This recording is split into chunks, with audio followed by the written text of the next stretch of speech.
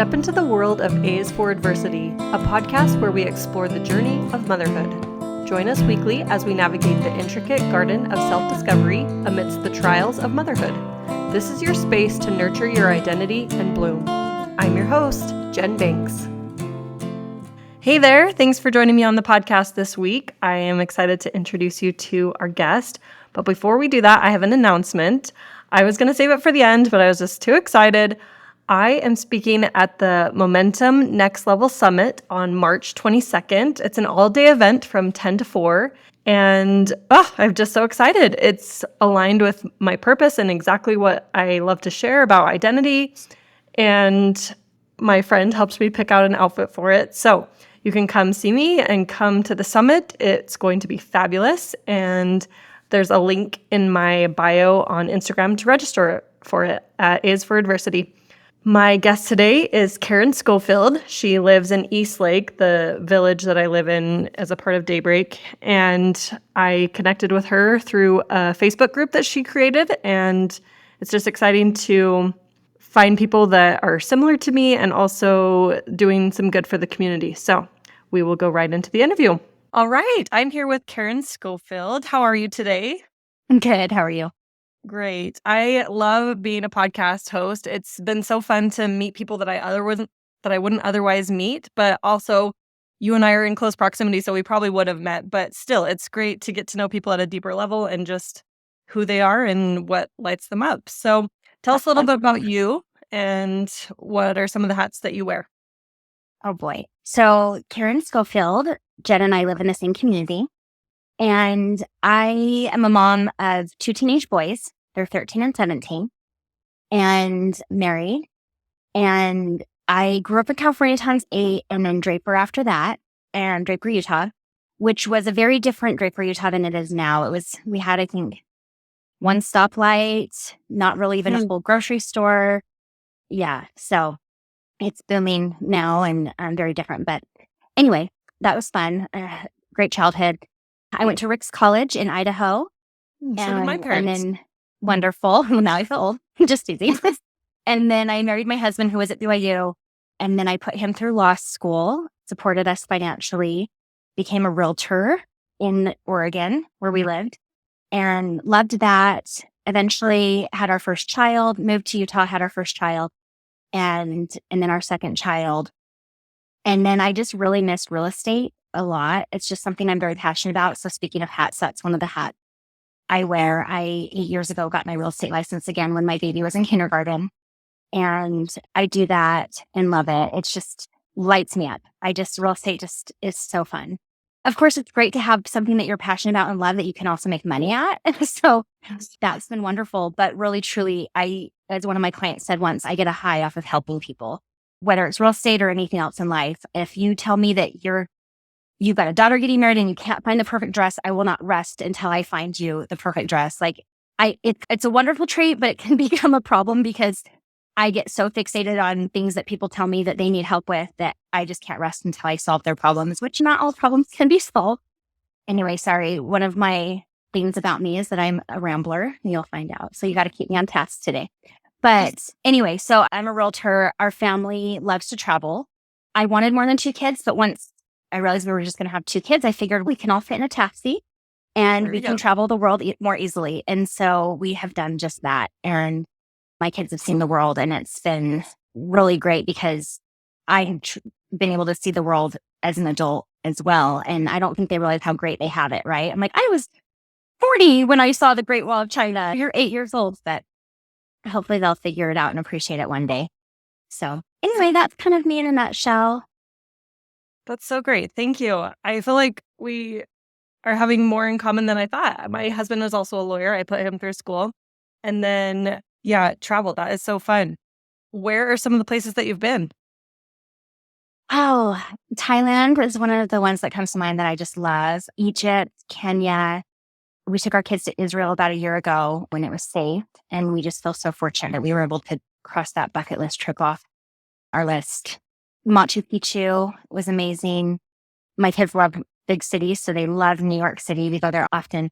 London, Paris, Singapore, China. Anyway, lots of places.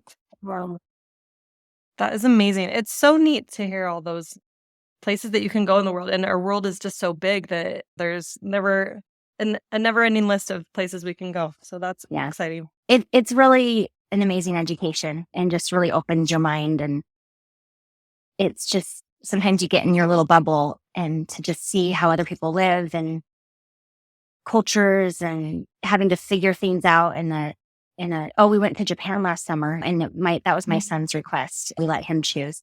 And it's just such a foreign place. And the technology we have now where you can just pop into maps and say you want to get somewhere and you want to take a train and it tells you exactly where to walk and what train to get on. And it's opened up so many possibilities, I feel. Yeah, that's so neat. And to have that hands-on experience too. I love learning. I love education, but I don't always love the school system. So that's neat that you've been able to go beyond that. But speaking True. of education, what is it that you do every Friday? Oh my gosh. Another thing that lights me up. I'm so passionate. So I just love America and I just think patriotism is so important. And there's this amazing program I learned about years and years ago. It can be a national program truly, but it was created and based out of Utah County in Utah. And which is for people who don't know Utah very well, but it's like the Provo area typically is what people would think of where Brigham Young University is based. And they would go into these fifth grade classrooms. It's a patriotic music program that is created specifically for fifth graders, ideally, but all kids can learn these songs. But the fifth graders could look forward to learning them in their classes at school. And then the kids would all go to the BYU Marriott Center in May, and they would all perform all of these 13 songs with actions. And a lot of the songs there's one about voting, there's one about the military, there's one about Martin Luther King. There's one about how we can be a light and we can all come together and be a light in this world. Anyway, they're just really inspiring. The main song is called Hope of America, and it talks about how these children are the future of America and they are the hope of America. Anyway, so I learned about this program, and we live in Salt Lake County and nobody really in Salt Lake County knew of the program. So I got our teachers at our local elementary school on board to let me come in. And I've done this now for several years, but I would come in and teach the fifth graders these songs. And then we were allowed to go to the BYU Marriott Center and join these kids that have been doing this for 25 years plus and sing. And they even give the kids different colored t-shirts and they make a flag with their bodies. And there's like 3,000 kids and it's like the stars and the stripes. It's just the most inspiring thing. And your family come and watch you and it's just really powerful. So anyway, I don't have children at the elementary school anymore. But they asked me if I would still continue the program. So this year on Fridays I go and I teach the entire fifth grade and we sing these amazing songs. But if anybody wants to look them up, and it's perfect for people who like homeschool or anyone who just wants their children to be exposed to these songs, you can just listen to them in your car. But it's hopeofamerica.org. It's a free program. You can just click in there and you can find all the songs. There's cute little videos that teach you the actions that actually mirror them. So I've had to learn the opposite to stand in front of the children so that they're mirroring me. Anyway, really powerful program.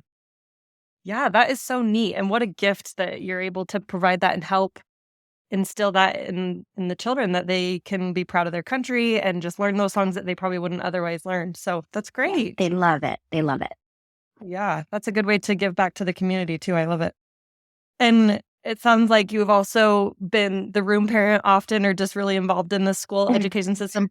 I'm a former teacher, so I love that. I love when I see people in the community just really supporting teachers and being there for them because they don't get that a lot. My kids always say my name's Karen for a reason. And I'm a little bit of a quintessential Karen, but I'm a go-getter and I did love being a room parent. I always tried to let other people do it, but it just seemed like they always knew if Karen was going to be involved that she could just handle things. And that's fine. I loved it and we had a lot of fun. But one advice I have for people if they are in a room parent situation is at the beginning of the year, I would send out a questionnaire to the teachers and I created it myself. It just had a bunch of questions, but I would find out their birthday, their likes, dislikes, allergies, ways they love to relax, places they love to get gift cards. And it was so nice to just have that all out on a sheet so that I would know, to make sure to celebrate their birthday, right? We wouldn't want that to pass without knowing. And then Teacher Appreciation Week, it made it so much easier. it just really helped. And I think the teachers really appreciated it. Yeah, I think that's wonderful.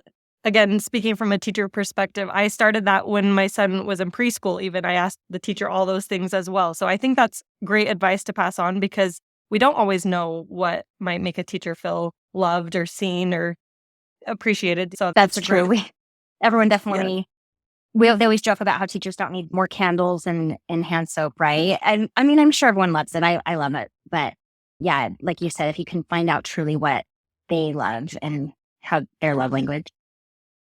yeah. Do you have a favorite quote or mantra that comes to mind? One that my dad would always say to me that I've adopted is, I know not what the future holds, but I know who holds the future. I just really feel, I believe in God. I feel like it's just the core of who I am. And I don't know, I just feel like if I have faith in him and that my life is in his hands, if I let it be, and it's worked really well for me. Yeah, that's such a good reminder. I love that. And then on the same lines too, when have you experienced some adversity? I feel like in those moments, that's when we really get close to God or we find that we need him even more so than we realized before. So what's a time that you've experienced something that shaped you? Um, I experienced some miscarriages and really feel like after experiencing that, it really gave me a lot of empathy for others who deal with any type of infertility. And it can look very different for a lot of different people. And I feel like it's something like true empathy is to really understand and have a similar experience as someone else, right? And so I feel like that has really helped me be more compassionate toward others. And I think, I don't know why we would like, I don't know why women sometimes feel like it's their business. Other people's family planning and situations in life is their business. And I think it's all well-meaning, well-intended when people are like, oh, give me grandchildren. You want to be a grandma. And it's great. I mean, I want to be a grandma, right? But I think we just have to be very sensitive. And I think sometimes people aren't, and it can be very hurtful. It's a very sensitive topic. So that's just something. Another thing I told myself I wasn't going to talk about, but it's just been on my mind, is we lost my younger brother last summer. And I have an older brother and a younger brother. He was 38. And it was the circumstances surrounding his death was pretty traumatic for our family. And I'm the type of person where everyone in a family leans on. And it was really trying to be everything for everyone and then also find your own on your own and grieve on your own as well. And that's been a really big challenge for me. And life also goes on. I had lost someone that close to me before. Grandparents, of course, is hard, but when they're old, you're so happy that they're able to not have their adversities anymore. So this one was really tough. And my parents were relying on me a lot to plan the entire funeral and make everything happen. And it was, I guess, a good distraction to be the taskmaster, if you will. But over time, I did have to find my own personal ways to grieve. And I was able to do that. And I think it really brought out who your true friends are. Yeah. It was really surprising, the people who really stepped forward and others who didn't. And I felt like there were people that I didn't necessarily feel close with, but because they had lost a loved one, they had that empathy and they were able to show that to me. And I even have some sweet friends that still made sure that they marked on their calendar his birthday so that they could remember me to reach out. And it's just taught me a lot of things to be more considerate and more thoughtful and mindful of others who have lost loved ones. And I always thought I was thoughtful and I always thought that I was a good friend, but now I have this whole aspect with death and grief that I can be more mindful of with others. And it's a gift. Yeah, for sure. Thank you for speaking to that. That is so hard. And you're already able to see the gifts. And I know doesn't make it any easier, but you're able to take that pain and turn it into something as well so that you can help others and find a way to keep living. So thank you. Yeah. So I connected with you through the page you created on Facebook called Ladies of Eastlake. And I am so grateful that you created that because Daybreak has gotten pretty big. It felt small to me to begin with, but it's really big. And so Yeah. I feel like when you created Ladies of Eastlake, I was able to focus more locally on just who lives around me and kind of ways. Do you want to speak to that a little bit and why you decided to create that? Sure. I created it so many years ago. I want to say probably 16 years ago. Wow. And it was when our area of the neighborhood, we had just this certain area called Eastlake Village. And I honestly created it thinking like, I just want a way to borrow a proverbial cup of sugar from others. I want to just connect with other women. And that's been something that's very important to me as a mother and as a woman. The older I get is I crave connection with other women. It's something that's very important to me. And I just literally created it one day on a whim. There's another community neighborhood Facebook group in the community that has men and women. And I just felt like I wanted a safe place for women. And I always tease that we don't discuss hot topics, which are religion, politics, immunizations. There's all the things, right? It's a very safe place that I just want to not be a place for debate and not a place for negativity. It's just a place where we tear each other up, tear each other up. We build each other up. My dad always says those who throw dirt are losing ground. And I do feel like that's true. And I feel like I wanted it to be a safe place. So I literally just started by adding as many women as I knew. And I think we're up to about 2,000 women now. And I allow anyone in the community that we live to join. And I vet every single person because I want to be sure that it is a safe place. But it's become a really good place for people in the community. I'm quite proud of it. It's a lot of work moderating, but it is something I am proud of because so many women comment on how safe they feel in the group and that they feel like they can ask anything and they're not ridiculed and we need each other. Yes, for sure. We definitely do. My highest value is connection. So I really appreciate that. And again, finding our similarities.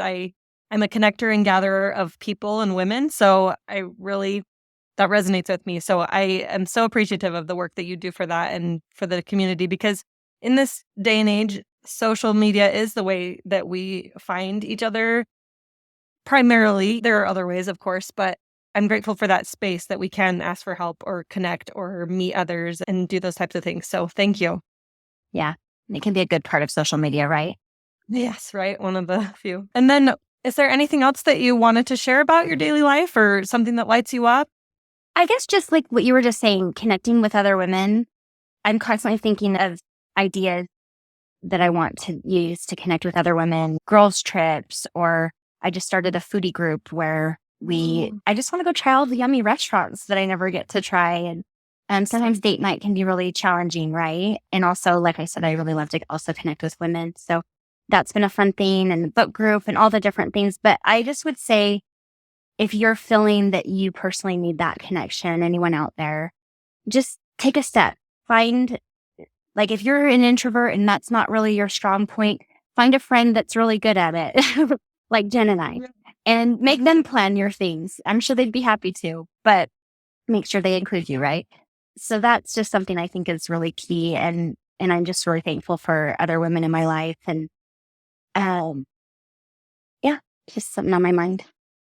Perfect. Thank you, Karen. It was so good to talk with you and get to know you better and see what a strong person you are in the community. So thank you for being that. And like you said, yeah, once other people know that you do that, they tend to ask a lot of you. But at heart, we love doing it, and it's a good way to contribute and to give back. So thank you. Yeah, love it. Thank you, as always, to Blaine from Ride the Wave Media, and I hope you have a great week.